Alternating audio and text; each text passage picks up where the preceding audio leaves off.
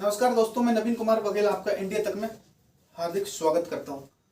दोस्तों, 8 अक्टूबर भारतीय वायुसेना दिवस की मैं आप सभी को हार्दिक बधाई देता हूं, हार्दिक शुभकामनाएं। आइए हम हमारी वायुसेना के बारे में कुछ बातें करते हैं। जैसा कि आप जानते हैं, भारतीय वायुसेना की स्थापना 8 अक्टूबर 1932 को हुई थी। इसकी पहली उड़ान 1 अप्रैल 1933 को संचालित की गई थी। उस समय केवल हमारी भारतीय वायुसेना में 6 अफसर तथा 19 हवाई सिपाही थे। 26 जनवरी 1950 के पहले हमारी भारतीय वायुसेना में लगा शब्द रॉयल को हटाया गया।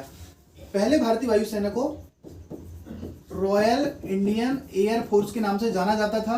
1950 के बाद से रॉयल शब्द को हटा दिया गया है। अब इसे केवल इंडियन एयर फोर्स के नाम से जाना जाता है। इस वर्ष वायुसेना दिवस का आयोजन चंडीगढ़ में स्थित सुखना लेक में हुआ है, सुखना झील में हुआ है। जब से यह आयोजन किया जा रहा है 2005 तक पालम एयरवेज दिल्ली में हुआ है और 2005 के बाद 2006 से 2021 तक गाजियाबाद में हुआ है। यह पहली बार चंडीगढ़ में हुआ है और इसका आयोजन जैसे ही चंडीगढ़ में हुआ है तो वहां से पाकिस्तान की कराची तक पूरी हिल गई है, क्योंकि हमारे भारत की कम से कम 80 से प्लस भारतीय वायुसेना ने 80 से ज्यादा लड़ाकू विमानों ने जो कलाबाजी की है, उससे चीन और पाकिस्तान पूरी तरीके से थर-थर कांप गए हैं और आसमान में बिल्कुल गगन गर्जना हुई है, जिससे भारत ने यह साबित कर दिया है कि हम विश्व गुरु बनने को तैयार हैं। इंडियन एयरफोर्स दुनिया की चौथी सबसे बड़ी सेना है। अब वह 4 देश कौन कौन से हैं जो भारत से आगे हैं? रूस, चीन, अमेरिका, पाकिस्तान का नंबर है 8। पाकिस्तान विश्व में 8वें नंबर पर आती है।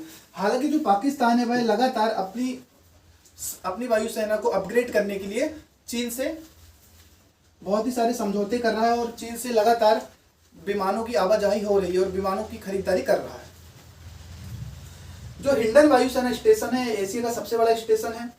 1950 में कई संस्थानों की स्थापना की गई। 1 अप्रैल 1954 को एयर मार्शल सुब्रतो मुखर्जी भारतीय वायुसेना के पहले अध्यक्ष बने। 15 अगस्त 1947 को युद्ध का सामना करना पड़ा। द्वितीय विश्व युद्ध में भी भारतीय वायुसेना ने महत्वपूर्ण योगदान दिया। भारतीय वायुसेना के पास यह एक रिकॉर्ड है कि इसने अब तक बाढ़ से लगभग 20,000 लोगों को बचाया है। यह विश्व में एक रिकॉर्ड है जो अब तक कोई नहीं तोड़ पाया है।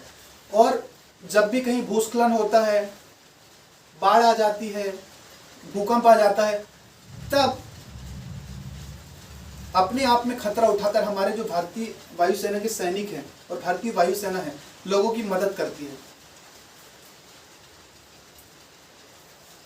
चलिए दोस्तों, आप कमेंट करके बताइए कि आपका कौन सा विमान पसंदीदा है भारतीय वायुसेना में। आइए अब हम भारत तथा पाकिस्तान की तुलना करते हैं कि भारत पाकिस्तान से कितना आगे है। भारत पाकिस्तान, यदि हम हेलीकॉप्टर की बात करते हैं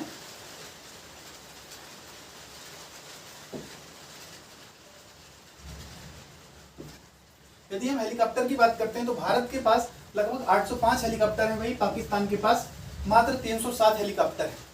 ट्रांसपोर्ट एयरक्राफ्ट की बात करते हैं तो भारत के पास 253 है, पाकिस्तान के पास 54 है, ये बहुत ही कम है।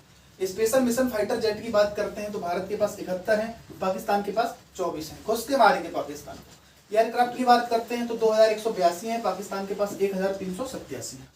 फाइटर जेट की बात करते हैं तो 564 है और पाकिस्तान के पास 357 है। यदि सैनिक की बात करते हैं तो भारत के पास 1,70,000 सैनिक है, मतलब ये पूरा डिपार्टमेंट है वायुसेना का। और पाकिस्तान के पास 65,000 सैनिक है तथा 3,000 पायलट है।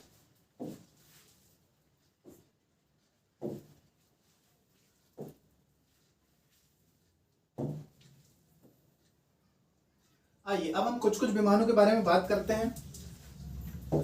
जैसा कि आप जानते हैं, ये जो स्क्रीन में आपको विमान दिख रहा है, यह है MiG-29। यह एक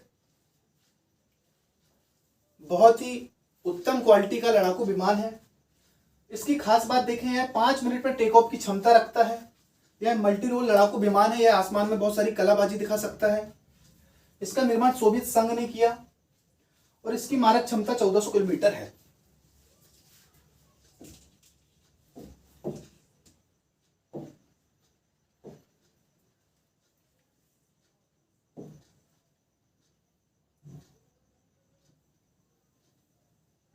यही हम बात करते हैं, ये जो हमारा लड़ाकू विमान है इसका नाम है तेजस।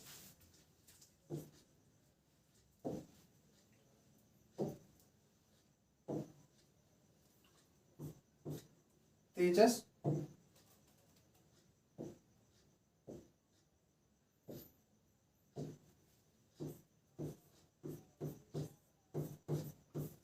तेजस एक संस्कृत शब्द है, ठीक है। आइए, यह एक सुपरसैनिक फाइटर जेट है।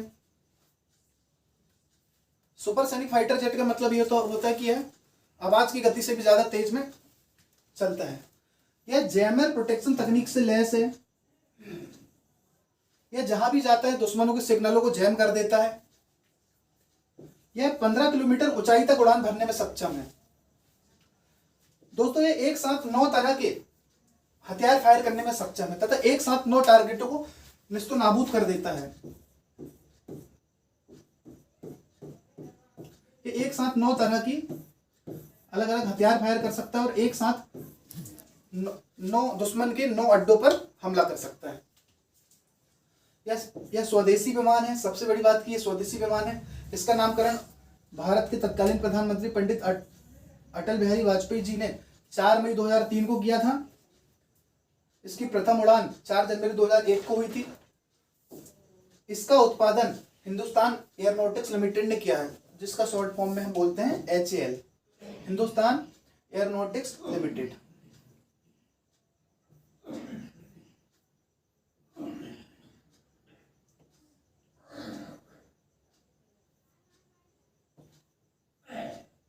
चलिए, अब हम बात करते हैं सुखोई के बारे में। तो ये सबसे ताकतवर विमान है। 2 इंजन 2 पायलट है। इसमें 2 इंजन है तथा 2 पायलट की बैठने की व्यवस्था है। यह टारगेट 3000 किलोमीटर है। 3000 किलोमीटर तक इसकी मारक क्षमता है।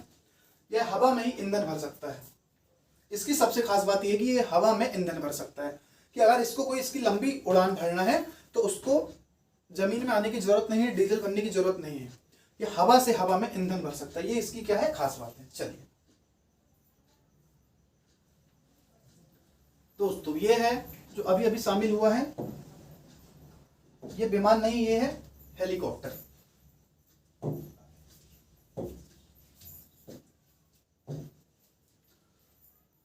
इसका नाम है प्रचंड। ये 2 पायलटों के बैठने की व्यवस्था है। इसका वजन 5800 किलोग्राम है।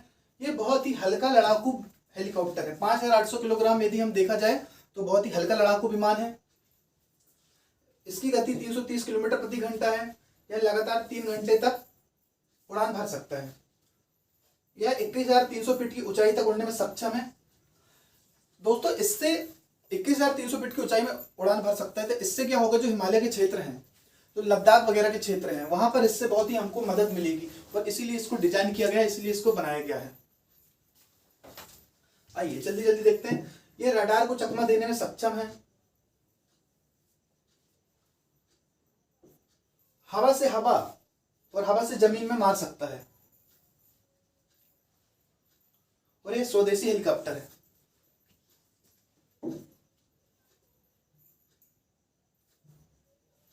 चलिए दोस्तों, ये तो थी हमारे भारतीय वायुसेना के बारे में छोटी छोटी जानकारी। अब हम जो टेक्निकल जानकारी है वायुसेना के बारे में और मिसाइलों के बारे में, वायुयानों के बारे में जो टेक्निकल जानकारी है, हम एक नई सीरीज लाएंगे जिसमें पूरा भारतीय प्रक्षेपास्त्र कार्यक्रम के बारे में बिल्कुल विश्लेषण किया जाएगा, बिल्कुल गहराई से बताया जाएगा। ये तो बस नॉर्मल ऊपर ही ऊपर एक ओवरव्यू था। तो इसी के साथ मैं नवीन बघेल आपसे आज्ञा चाहता हूं और आप हमारे YouTube चैनल इंडिया तक को जरूर सब्सक्राइब करें और जो भी गलती हो क्षमा करें। धन्यवाद। जय मातरम, वंदे मातरम। जय।